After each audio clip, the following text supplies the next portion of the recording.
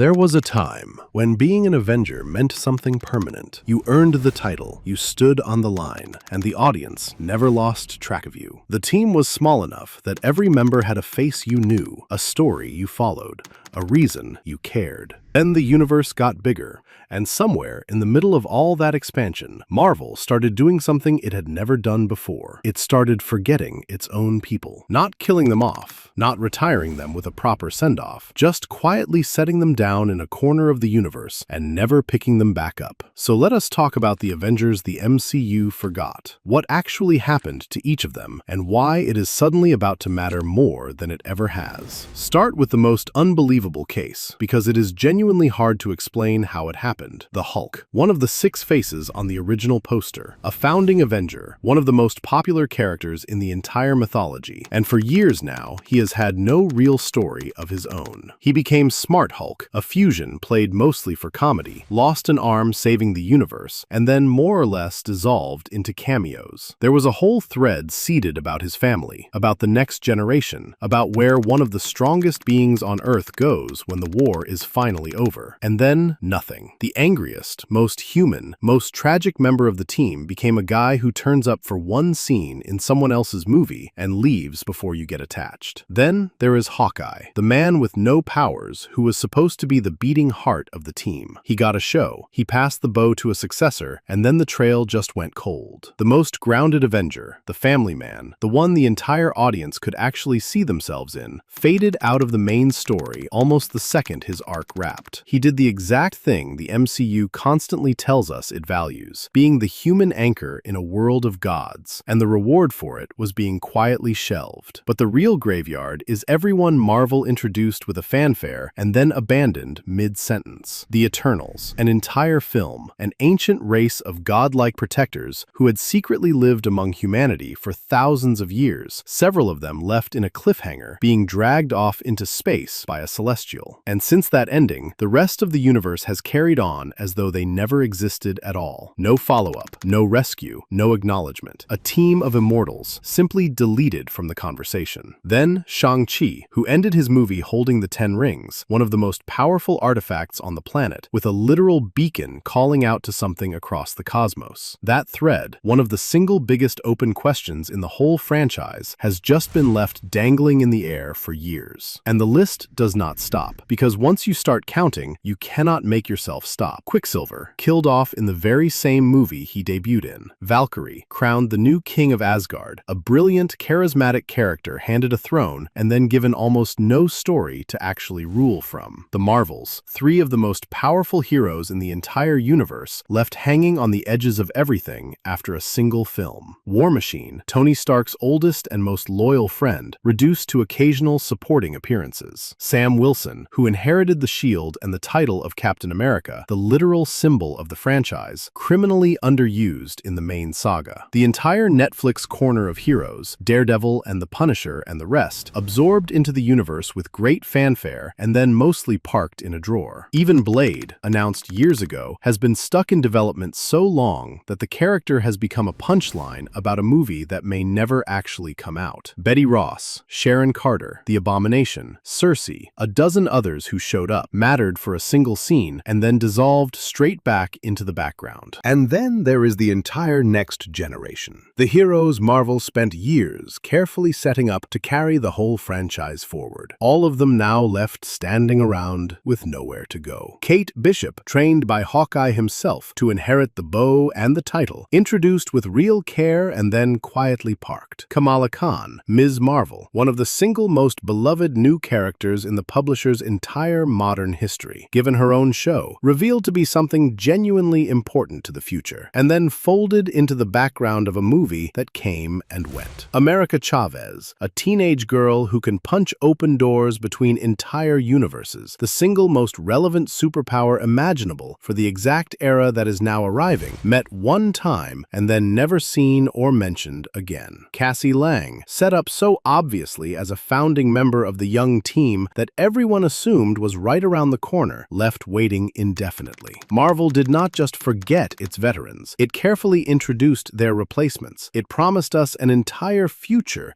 built around these kids, and then it forgot those too, before a single one of them ever got the chance to become anything at all. Even Nick Fury, the man who personally built the Avengers from nothing in the first place, the one connective thread running through the entire saga, was quietly shipped off into space for years and then returned to a world that had simply moved on without him. The Guardians of the Galaxy said their goodbyes and scattered to the cosmic winds. The Ant-Man family, after barely surviving an encounter that should have changed everything, slipped right back into the margins. There is no corner of this universe, old guard or new blood, earthbound or cosmic, that the franchise has not at some point picked up, shown us, made us love, and then set quietly back down and walked away from. And here is the part that genuinely stings. Almost none of these people were written out. There was no funeral, no closure, no on-screen door swinging shut. They were just deprioritized. The universe grew so large, so impossibly crowded with new films and new shows